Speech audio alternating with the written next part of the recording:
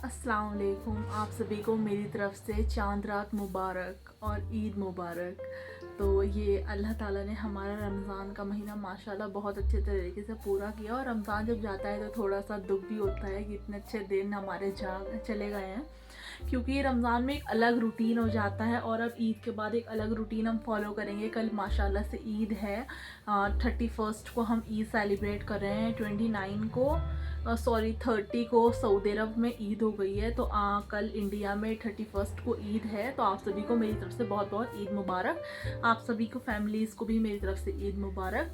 And Eid की जब खुशी होती है तो वो बिल्कुल अलग होती है। जब बचपना होता है तो अलग ज़्यादा होती है, थोड़ी सी इंसान में एक जब मैच्योरिटी आती है तो थोड़ी खुशी और थोड़े से जो इंसान का तरीका है वो बदल जाता है, जैसा कि मेरा बदला है। आज फर्स्ट टाइम ऐसा है कि हम अपने घर में ईद सेलिब्रेट कर रहे हैं अपने पेरेंट्स के साथ, अपने मदर फादर के साथ।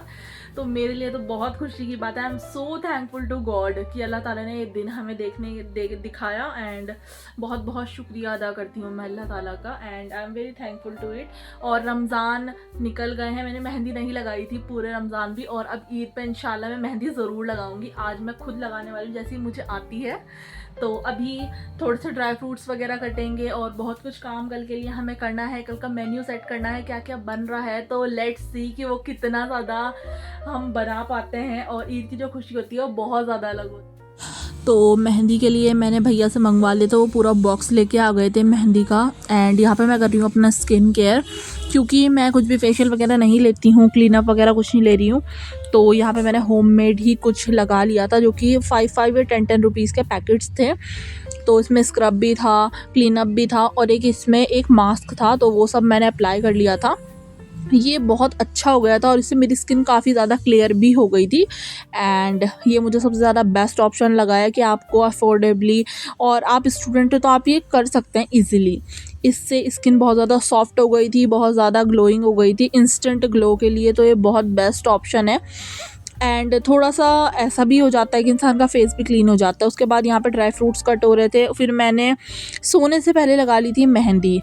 मेहंदी में मुझे जैसी भी आती है थोड़ी बहुत मैंने वैसी ही लगाई है। आप बताना कैसी लग रही है आपको कमेंट बॉक्स में। और जब मैं अपने लगा रही थी उसके बाद मैंने सोचा मम्मी के भी लगा देती हूँ। एंड मम्मी के भी मैंने ये सिंपल सी लगा दी थी। बस उसके बाद हम लोग लेट गए थे।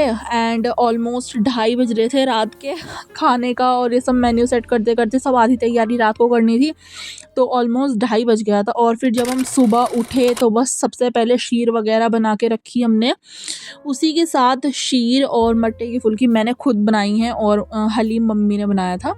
तो यहाँ पे देखिए मैं पकौड़ी बना रही हूँ, और यहाँ पे मम्मी मेरी हेल्प कर रही थी इनको निकालने में, क्योंकि थोड़ा सा ऑयल का होता है। तो मम्मी मुझसे ऑयल का काम थोड़ा कम ही कराती हैं, क्योंकि ऑयल से मम्मी डरती हैं कि इंसान का हाथ वगैरह ना जले, और मेरा तो जलता ही है हमेशा, इसीलिए थोड़ा केयरफुली मम्मी ने कहा ठीक है मैं आ रही हूँ, तुम डालो इतना, फिर मैं निकाल दूँगी। और यहाँ पे इसमें मैंने आज मटके की जो वो होता है ना छोटा मटका, उसमें लेके मैंने इसमें दही की फुल्की बनाई थी। और यहाँ पे हलीम बिल्कुल रेडी है। और यहाँ पे मैं बना रही थी इमली की चटनी।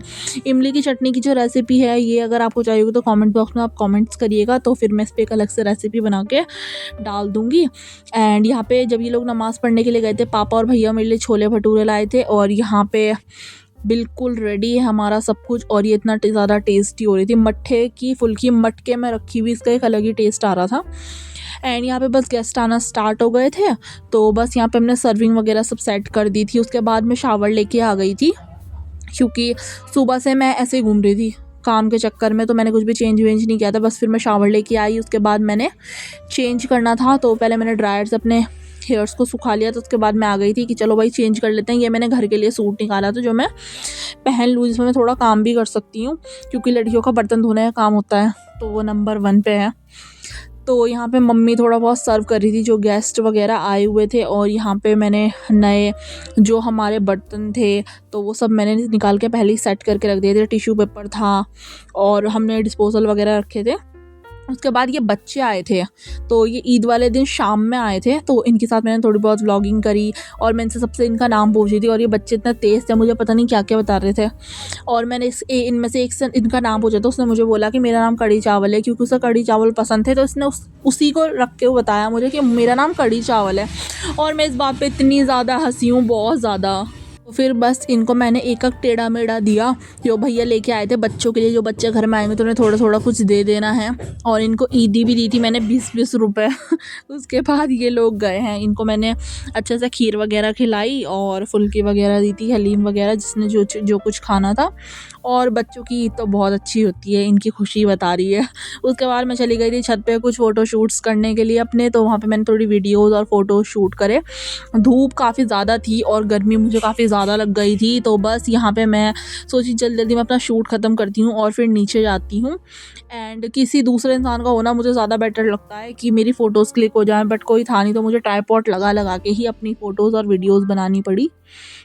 ये मैं सबसे टॉप पे गई थी, 3rd फ्लोर पे अपने घर के, तो वहाँ पे बनाई थी मैंने। एंड बस यही सब चलता रहा। उसके बाद मैं आ गई थी नीचे और शाम में मुझे जाना था अपनी बुआ के घर पे ईद मिलने के लिए। तो अप्पी बहुत दिन से बुला भी रही थी, हम नहीं गए थे। बस वहाँ पे मैं और मम्मी बैठ गए थे झूला झूलने के लिए और हम लोगों ने झूला झूला। मेरे फूफा जी ने बनाया है हैंडमेड, तो बहुत ही अच्छी क्वालिटी थी इसकी, उन्होंने बहुत अच्छा बना रखा था, मुझे तो काफ़ी अच्छा लगा है। और मेरी जो अप्पी हैं उन्होंने अपना गार्डन बहुत अच्छा करा था। उन्होंने मुझे कुछ प्लांट्स भी दिए थे कि तुम लेके जाओ उनको और अपने घर पे भी लगा लेना।